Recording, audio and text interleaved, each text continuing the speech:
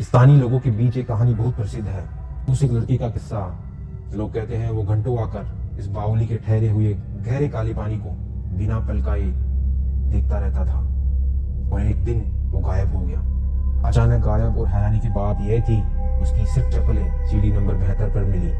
पानी में गिरने या चीखने की कोई आवाज तक किसी ने नहीं सुनी, जैसे पानी ने उसे चुपचाप निगल लिया हो। और एक और पुराना किस्सा एक ब्रिटिश ऑफिसर का है।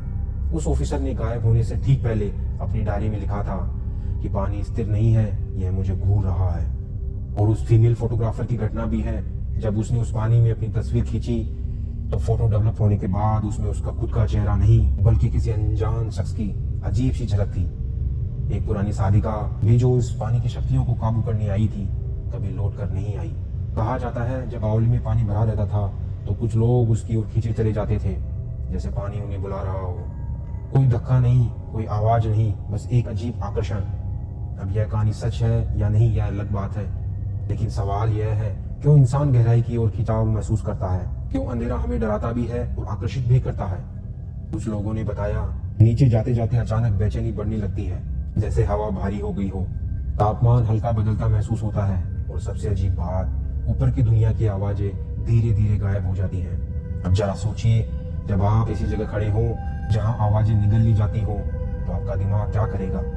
वह खुद आवाजें बनाना शुरू करेगा। हल्की सरसराहट, दीवार से टकराती हवा, दूर से आती अस्पष्ट ध्वनि, सब कुछ अर्थ देने लगता है और यही डर जन्म लेता है। क्योंकि इंसान अज्ञात से नहीं डरता, वह अज्ञात की कल्पना से डरता है। क्या आपने कभी महसूस किया है कि खामोशी जितनी लंबी हो उतनी भारी लगती है? कल्पना कीजिए आप बावली के बीच खड़े हैं, ऊपर छोटा सा आसमान दिख रहा है, चारों तरफ पत्थर की दीवारें, हवा धीमी ठंडी और हर कदम गूंज बनकर लौट रहा है। उस पल आपको एहसास होता है आप अकेले हैं। लेकिन अजीब बात यह है, अकेले होने के बावजूद मन पूरी तरह आश्वस्त नहीं होता, जैसे कोई और मौजूद हो, बस दिखाई नहीं दे रहा।